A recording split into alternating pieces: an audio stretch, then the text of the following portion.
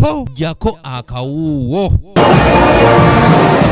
Olunaku olwaleero Paalamenti ya Uganda etandise ebikujjuko bya ssabbiiti byayo ey'omwaka guno 2020 nga bitandise na kukumba mu kaweefube w'okusondera bannamagoye ensimbi z'okubazimbira ekifo eky'okubalabiriramu.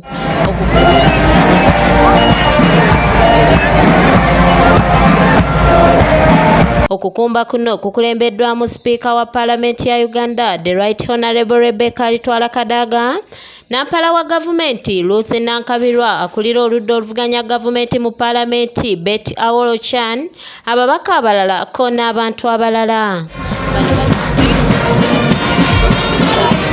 Bano batambudde kilomita 15 nga beetooloola ekibuga Kampala nga bali wamu ne Sipiika.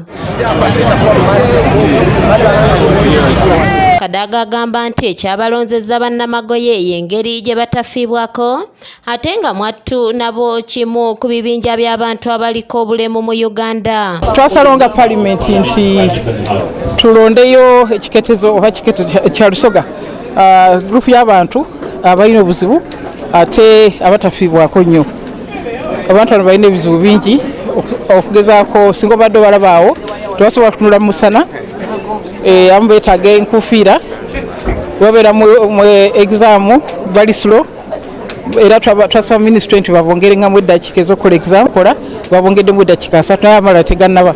Kiri headmaster okuripootinga n'abaana babino mu kibiina. Ono era asinzidde eno n'ategeeza nga bwe bakola kyonna ekyetaagisa okulaba nga gavumenti erekerawo okuwooza omusolo ku bintu ebyeyambisibwa abantu bano ng'ebizigo bye bakozesa okutaasa ensusu zaabwe obutasumbuka wamu n'okuvunda. Ekirala twakendeeza twajjako omusolo ku bizigo byabwe naye kati tebatuwudde etya tebabifuna. URA bajjako omusolo naye era egamba nti omuntu asobola bifuna n'abitunda. Nga twali tusabye nti Minister wa Health abiwandiike ng'eddagala bibeere nga aspirini oba Panadol ebintu ebirala byonna, naye era tannakikola. So byonna tebindabakolebwako. Naye nga twaga nti tufunewo ssente kubanga abamu tebasobola kusoma.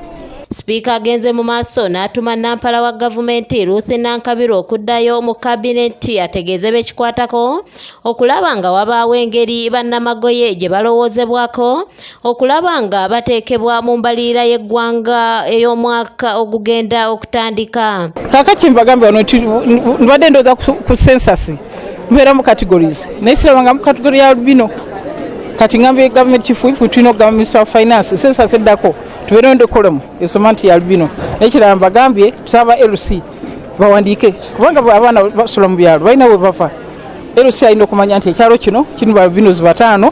Okusinziira ku Olive Namutebi ng'ono yakulira ekibiina ekitaba bannamagoye mu ggwanga ki Albinism Umbrella, agamba nti okunoonyereza kwe bakola gye buvuddeko kulaga nti bannamagoye 5 ku 10 tebasoma olw'ensonga ezitaliimu ggumba okuva eri bazadde baabwe. Mu districts 10 eza Eastern Uganda ne kulaga nti waliyo abantu abalina albinism 263. Sironko ne Bududa ze zasinga okubaamu abantu bano abalina albinism. Okunoonyereza kwalaze nti 5 ku 10 eky'abaana tebasoma. 5 ku 10 nsonga ki lwaki tebasoma? Abasinga obwavu bungi nnyo, abalala abazadde tebalowooza nti basaanidde okusoma. Ono ayongerako nti wakyaliyo n'abantu ensangi zino abakyagamba nti bannamagoye tebafa nga waliwo n'omu eyafa mu bitundu by'e Nakasongola naye ng'ebyamukolwako bikwasa ennaku. Disitulikiti y'e Nakaseke njogeddeko nti baziikula emirambo egy'abantu abalina albinism. Wabaddewo okulowoolezebwa nti tetufa oba abantu abakkiriza mu ndowooza endala nti amagumba gaffe galina gye gakola mu bulamu oba ne mu kufa. So Nakaseke gye kyabaddeyo naye n'ennaku zino just mu December wano waliwo omu ku ffe eyafa. Ne mu kufa kwe byaliwo nga bikwewuunyisa mu 2019 n'olowooza nti ono bw'afudde bataddewo mugogo era ne basumulula omulambo.